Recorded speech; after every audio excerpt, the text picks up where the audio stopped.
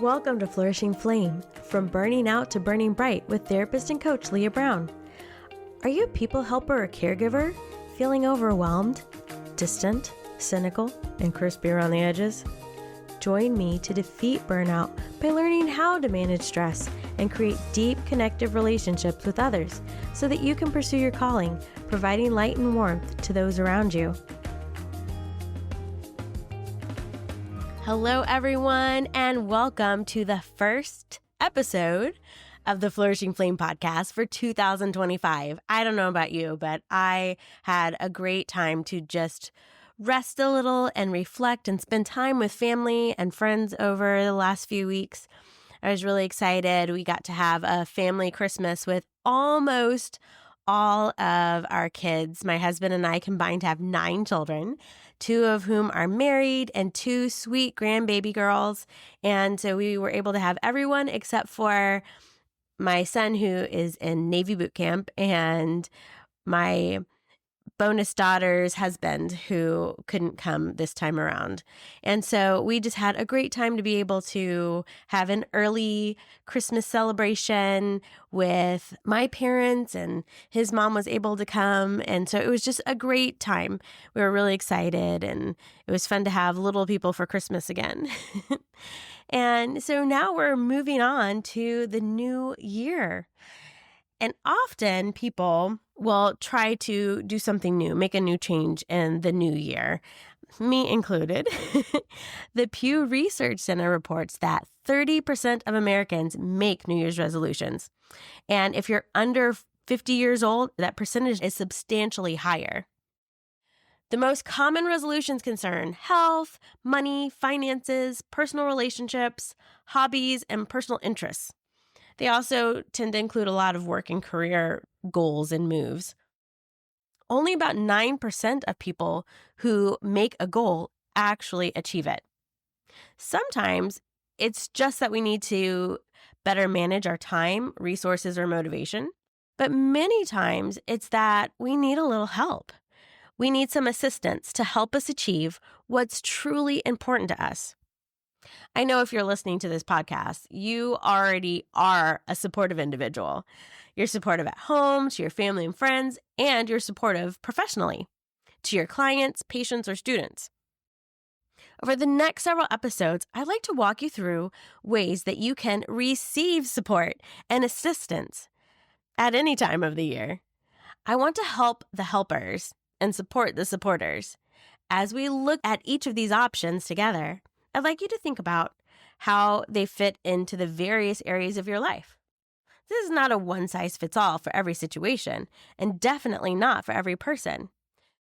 I'm going to identify 5 supportive types of relationships that we can have and explain them a little bit, and then you can see where you would want to put these relationships, these people, into your life to help to support you so that you can keep doing the things that you love doing and supporting other people without getting burnt out.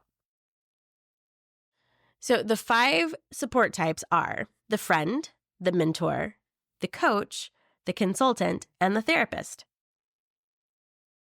When we look at the friend, this is a peer support. It can be an individual or it can be a group. I have a good friend named Tiki, and we used to meet for coffee early on Saturday mornings at Wegmans grocery store. It's a grocery store chain. I think it's in the Northeast primarily, but they have an area where you can get food and then you can sit in this cafe area. And so we would meet on Saturday mornings. We'd pull at our calendars and we would talk about what was going on for us at the week that just passed and what was going on in the week ahead and just what our goals were in our lives. This was a great way to blend friendship, support, and productivity. It helped me to fit the important elements in my life and to really be realistic with myself and her about what I could fit in my week. My mom had a group of friends that all graduated their youngest children the same year. They quickly went from being busy homeschool moms involved in supporting their kids and their activities, volunteering their time, and being a listening ear whenever their teens wanted to share something. which I've realized with my own kids is usually later in the day or evening. And they went from all of that to having little to no activities at all. Anyway, they formed a peer support group that they named the Hens, the Homeschool Empty Nesters. This peer support group can be like that, a group of friends. It can also be something that's more of a professional group. Often law enforcement and fire service personnel have peer support groups and have identified peer support team members to help people that are in the same boat to be able to support each other. The second type of relationship is a mentor. This person is someone you typically have a connection with who's ahead of you in the journey you would like support in.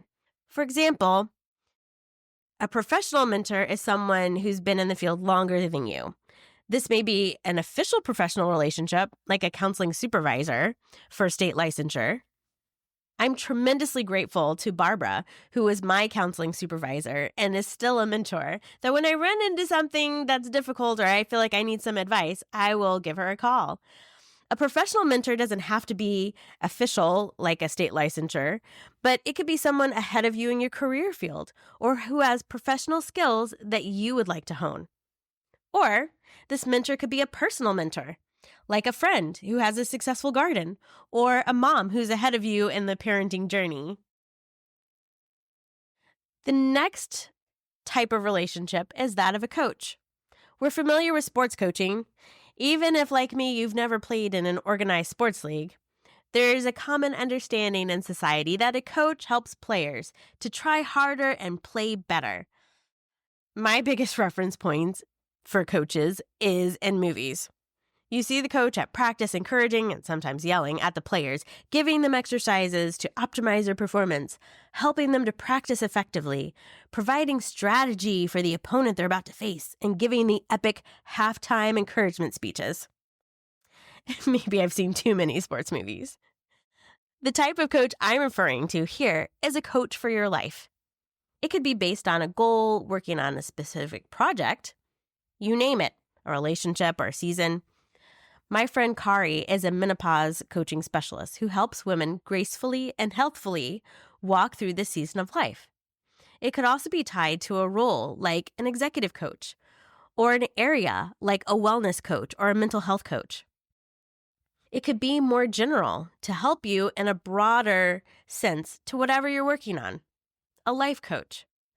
With a coach, you're the expert on yourself, and they're there to help you to move from where you are to where you want to be. They're there to be that encouraging person, to give you exercises, to optimize your performance, and help you to do the things that you're already doing and want to do more effectively. Our fourth supportive relationship is through a consultant. A consultant is an expert on their specialty or field, a person from the outside that evaluates where you are and what you want to achieve. The consultant maps out how to get you there. Typically, a consultant is a short-term project-based relationship resource. You can work with a consultant one-on-one or as part of a class. Often consultants will offer classes to teach their expertise to multiple people at one time to make it more cost-effective for the students. Our fifth and last supportive relationship is that with a therapist. A therapist or a counselor is a mental health professional. It might be a social worker, a psychologist, a licensed professional counselor, a psychiatrist, or even some nurse practitioners offer counseling services. These helpers have advanced degrees with courses in counseling skills, psychology, family dynamics, human growth and development, personality formation, and mental health diagnosis. This allows them to have a depth of knowledge to help you to process past experiences, present mental health struggles, or adjustments in your life. This therapy is done using different therapies. Often in movies, you see talk therapy, right? Someone sitting on a couch or in a chair and talking back and forth with the therapist. But it can include play therapy, art therapy, narrative therapy. where you look at your life story and how you've been shaped by the things that have happened. Whereas a coach, for example, has more of a present-future orientation, a therapist will help you look at your past and make sense of what happened, create changes in your way of thinking and operating to allow you to make changes in your current behavior and mindset, which helps you to have a better life now and into the future. I look at therapy on a continuum, from supportive work to transformational work. On the supportive end, it helps you to get through what's going on in your current life, helping you to have that check-in once a week, every other week, once a month, to help you just to get through what's going on in your life at the current moment. On the other end of this spectrum, it's completely focused on becoming the best version of yourself, and often as quickly as possible, making those transformational shifts. On the spectrum, I tend to lead towards the transformational side. The typical client that comes to see me is someone who's tired of reacting to life situations in a way that they know is greater than the situation warrants. People who have explosive anger that they're feeling. It doesn't mean that they're exploding with their anger, but they're feeling it in an explosive way internally. People who are struggling with overwhelming grief or an almost constant feeling of anxiety. Sometimes the person knows exactly what caused this response in them, and other times they don't. But he or she knows that they desperately need a change and quick. Each of these types of supportive relationships has strengths and weaknesses. But more importantly, each type has different applications, rules, and norms. For example, a friendship requires a much greater level of reciprocity than a therapy relationship. And some of these are combined. You might have someone who is a consultant coach, or they might shift from one thing to another. Like you might have someone that you work with in a therapeutic relationship, and then that relationship shifts to more of a coaching relationship.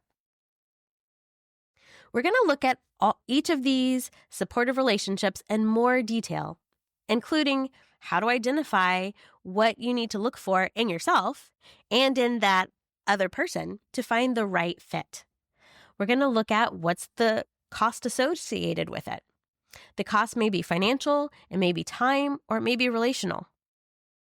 I hope that this has been an encouragement to you and that's giving you some food for thought on what would help you as you move into 2025, fortifying your flame, being able to give that light and warmth to those around you and the jobs that you have where you're helping others, where you're supporting others to be able to do it even better because you have the support that you need for yourself. Whether it's a long-term support or a short-term support, those little pieces can help to give that extra log on the fire to keep things going. This is definitely a series that I would love for you to share with friends or coworkers or maybe other people that are in the same field as you to help them to know how they can experience support and encouragement in their life moving forward. Until next time, take care. Thank you for joining me today. If this episode added kindling to your flame, please leave a review and pass it on to a friend who could use some encouragement. You can connect with me and find additional resources at lealittlebrown.com. Now go forth and burn in all your brilliance.